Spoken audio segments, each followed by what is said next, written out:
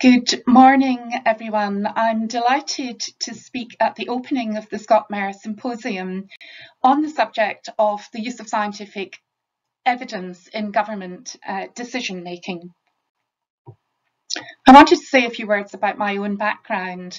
I'm a veterinary surgeon, a veterinary scientist, qualified from the University of Glasgow, after which I was a practitioner, a veterinary practitioner, and then did a PhD in mucosal immunology at the University of Bristol. Later on in my career, I was a master's student at the London School of Hygiene and Tropical Medicine in the subject of epidemiology, and I conducted that work by distance learning. Over my time in employment, I have worked for over 11 years at the University of Glasgow, where I was head of the Division of Farm Animal Medicine, following which I became the director of the Morden Research Institute and chief executive of the Morden Group of Companies and Charities. And Morden is based just south of Edinburgh, and we specialised in developing and testing treatments and diagnostic tests for livestock. I'm also chair in food security at the University of Glasgow. And then in June 2021, I took up a seconded role as the Chief Scientific Advisor for Scotland. And I work Tuesday, Wednesday, Thursday, 3 days a week in that particular role. So when it comes to what I actually do in my day-to-day job within the Scottish Government, there's three main themes. The first is trying to support scientific advice for policy. So I'm interested in providing data, evidence and advice across all policy areas, especially on cross-cutting and strategic issues. And I do that working closely with the UK Chief Scientific Advisors Network and then the equivalent within the Scottish Government, which I'll say more about. I'm also interested in the policy for science and for scientists. So that's inputting on issues affecting science policy within government and supporting the many scientists who are employed there. I try to act as a science and innovation champion to make sure that everyone across government appreciates the value of their work. The third area is science for society, where I speak at events, including conferences such as today. And I try to promote Scotland's science excellence right across our different stakeholders. And I'm also very keen on working with the science public engagement sector. When I came into the role in 2021, I set myself 5 main objectives: responding to COVID-19, which I'm still doing, preparing for the next pandemic, which of course is going to be a key outcome of the current COVID-19 inquiry. How do we make sure that we're very well prepared should a similar event occur? I'm also interested in providing science and technology the roadmap to develop some of Scotland's major policy and strategic plans. And the climate change plan is one where I think science and technology is absolutely critical.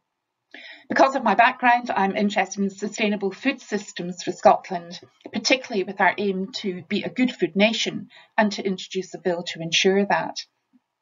And then finally, to enhance science and innovation across the Scottish Government, I've set up ScotScience, which is a cross-government platform, which I will say more about during my presentation.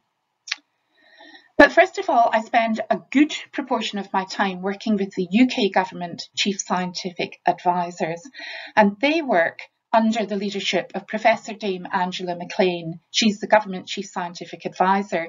She took over from Patrick Vallance in recent months. And the departmental CSAs work together, supporting each other, but we also try to identify and resolve cross-departmental problems to learn from each other. There are 21 UK Government departmental chief scientists who feed into the leadership of Dame Angela. And there are 3 from the devolved administrations who represent Northern Ireland, although it's currently vacant. The job is advertised and we hope somebody will be coming into that post in the very near future. In Wales, Professor Jaspal Badial, who's a chemist, and in Scotland, myself. So we're the devolved administration's general chief scientists. The work that we and the other CSAs do is primarily through the Chief Scientific Advisors Network and the weekly Brown Bag Breakfast meetings. So the Brown Bag Breakfast meetings and the network is to champion the government science and engineering profession, to unite the scientific aims of each department and bring scientific evidence to the centre of decision making in government. We meet every week, usually 8 o'clock on a Wednesday morning, and the terminology Brown Bag Breakfast is because in the past, the government scientists always met in London and they brought along their breakfast, presumably in a brown bag, to attend the meetings. I'm glad to say that these days we do our meetings by virtual, by Teams or by Zoom, and that means that there's much better engagement from many of the CSAs who are not based in London. And of course, we are still allowed to eat our breakfast while online. So the Brown Bag Breakfast allows us to hear from external experts. We share updates on current work and good practice, and we maximise collective expertise, not just to solve problems together, but to identify opportunities and solutions. And so I see the cross-government working group really important in making sure that advice in government is appropriately communicated and acted upon. So in Scotland, we currently have 3 chief scientific advisors. Myself, I'm the general chief scientist covering all or most of the scientific areas. Clearly, I'm not an expert in all of those, and I will explain to you where I seek advice on that. But I also work very closely with the Chief Scientist for Health, who's Professor Dame Anna Domenechek, and the Chief Scientific Advisor for ENRA, which is Environment, Natural Resources and Agriculture, and that's with Professor Matthew Williams. Of interest to this conference is that there will be a Chief Scientific Advisor for Marine, and that post has been advertised and will be appointed in the very near future. And I think that's great. We really would appreciate an expert in the marine area because it is such an important area, not just for Scottish Government, but for Scotland as a whole. So my particular role has been, for example, to attend SAGE when it's called up, and I would do in future should that be required. I've already mentioned my work on pandemic preparedness, and I work also on identifying the National Laboratory Network Advisory Group. I work on that group, identifying our laboratory networks across Scotland, which will be particularly important should we face future pandemics. I also work closely, as do the other CSAs, on the Scottish Science Advisory Council. I'll say more about that later. And I've already mentioned our networking at the UK level. So in order to do that, I was really keen to set up the Scot Science Network across Scottish Government innovation and science platform. And that was all about developing an internal leadership group to provide better coordination around science and innovation within Scottish Government. So I chaired this meeting. We have the other chief scientists that I've already mentioned, and we have the Chief Social Policy Advisor, Professor Linda Bald, who many of you will have heard of. We also include the Chief Medical Officer and the Deputy Chief Medical Officers, and we have many Scottish Government chiefs who are heads of professions in their different science and evidence areas. Our aim is to bring science into the heart of policymakers and groups, and we do that by having lunchtime meetings. We have sometimes over 100, 150 policymakers listening in to some attractive, quick and easy to understand presentations on science and what it can do for policymakers. We link to the Scottish Funding Council, the Royal Society of Edinburgh and other agencies, and we try to make sure that we are included in the wider innovation structures across Scotland. So the aim of ScotScience is to make science a valued and integral part of policy making, maximising investment for Scottish science and innovation, and making sure that we create a recognisable centre of excellence and leadership for science and innovation in the Scottish Government, and ScotMER is obviously clearly a partner in that process. However, there are lots of areas that we cannot individually advise on. And so we're delighted that we have help and support from colleagues on the Scottish Science Advisory Council. This is our highest level advisory body. It allows independent advice and recommendations for science strategy, policy and priorities to our government colleagues.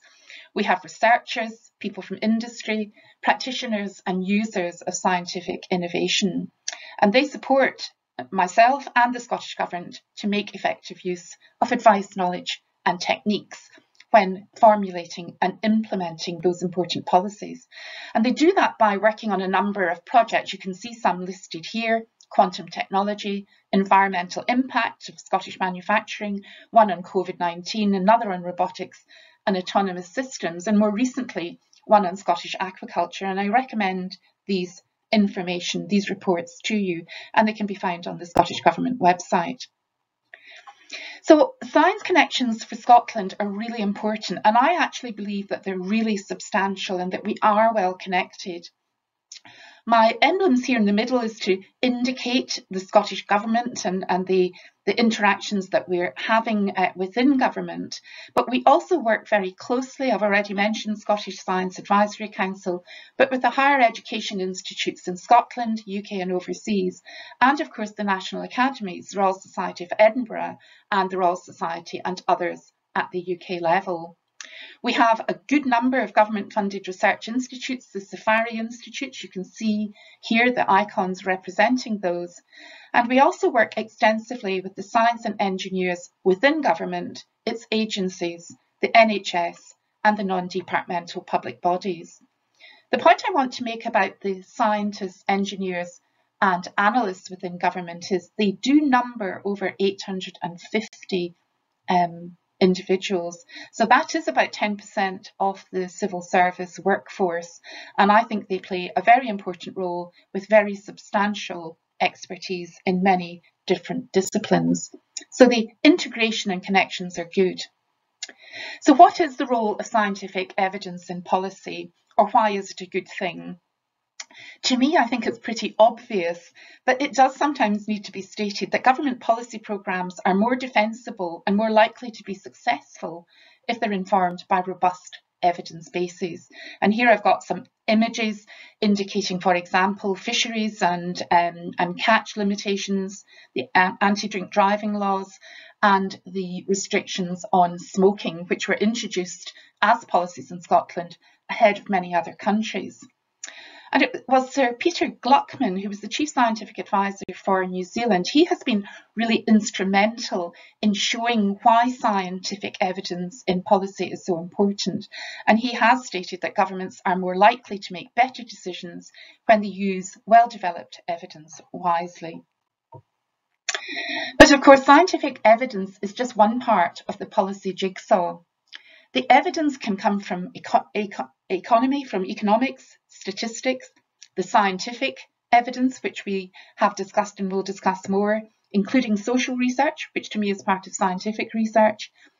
But the policy jigsaw also includes elements of legalities, public opinion, practicalities, and of course the other P, politics.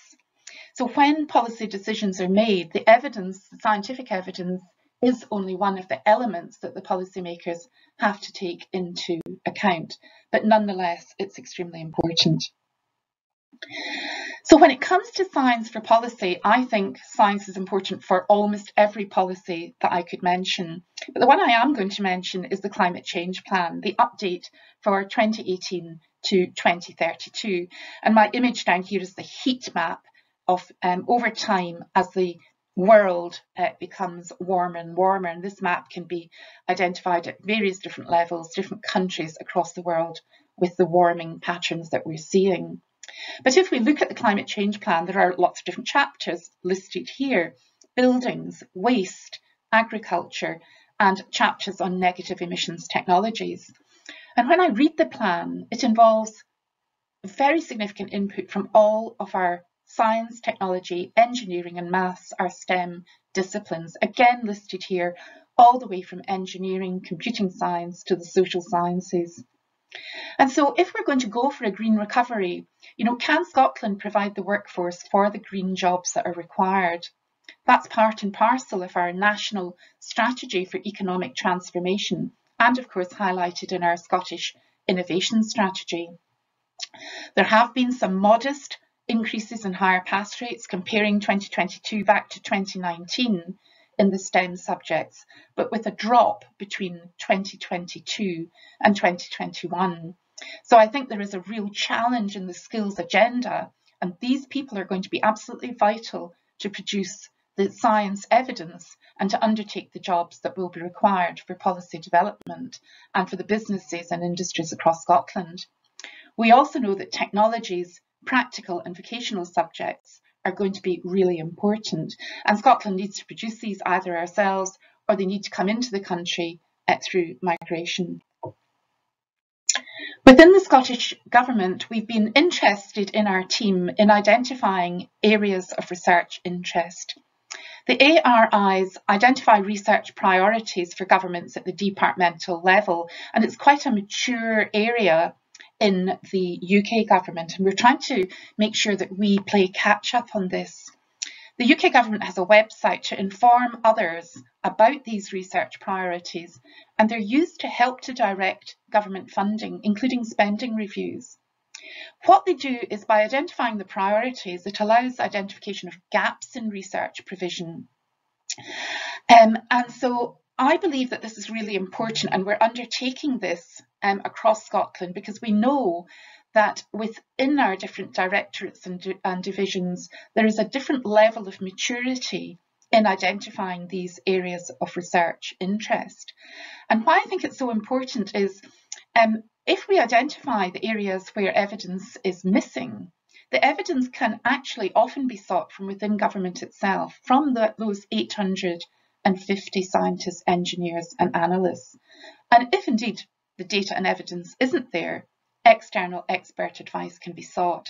So I see this as really fundamental, and I'm delighted that my colleagues Claire Dugan, who's been seconded from UKRI, and Rona MacDonald from within Scottish Government have been leading in this important area. We're consulting with Marine Scotland on its research priorities currently and those that will be prioritised in future, and it would be really good to receive input from ScotMER in this particular initiative. So when it comes to evidence, there's all sorts of different evidence that is considered from quantitative studies, from qualitative studies.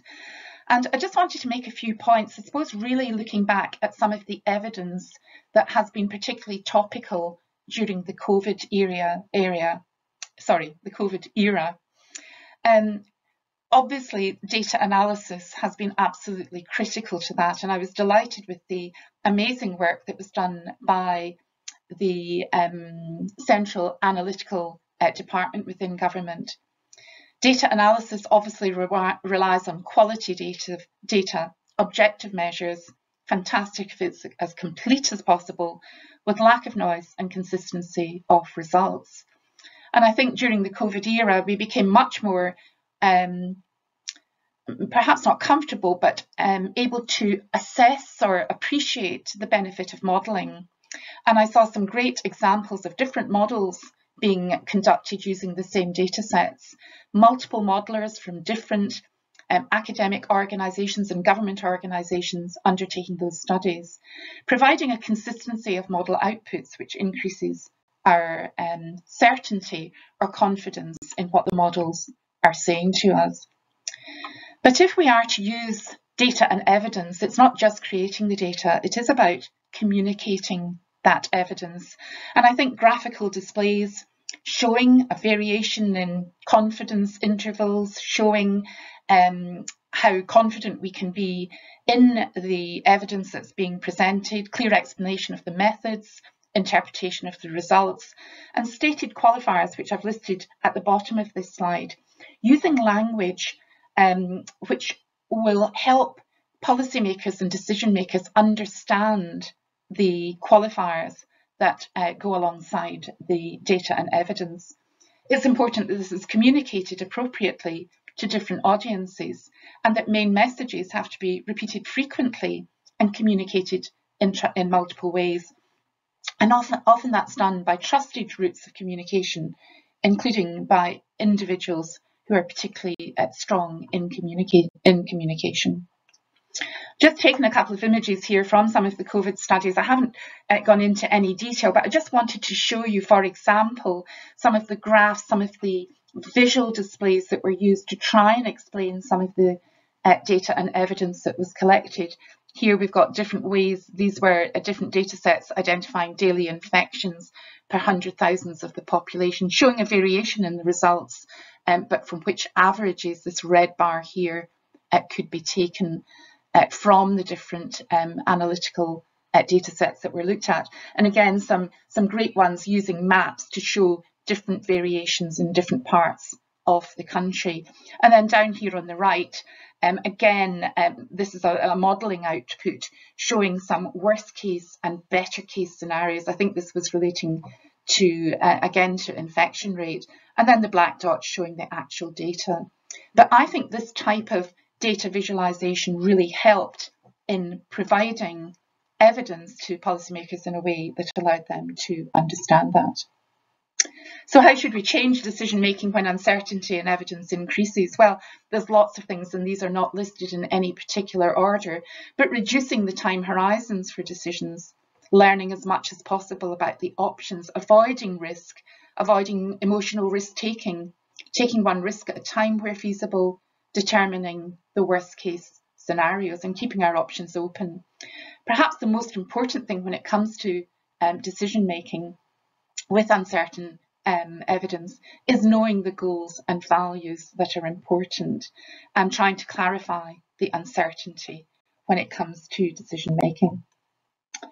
I wanted finally to just mention that I think evidence, data and evidence, is also really important in our innovation system. We have in Scotland a vision to become one of the most innovative small nations in the world. We want to boost innovation, productivity and green economic growth, and I've already mentioned that, and the innovation strategy. Research excellence is vital in driving our innovation, and research excellence is in abundance in Scotland. And we need, of course, to have industry investment, and they're mainly linked to our university's strength in the innovation space. I find it interesting that research and development is the third largest focus of foreign direct investment for Scotland, so it's a really important sector.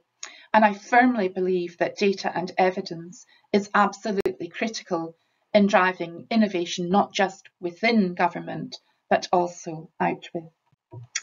So with that, I want to thank you very much indeed for the opportunity to speak to you today, and hope that I've been able to explain just a little bit about how we use data and evidence in government, in policy and decision making. Thank you.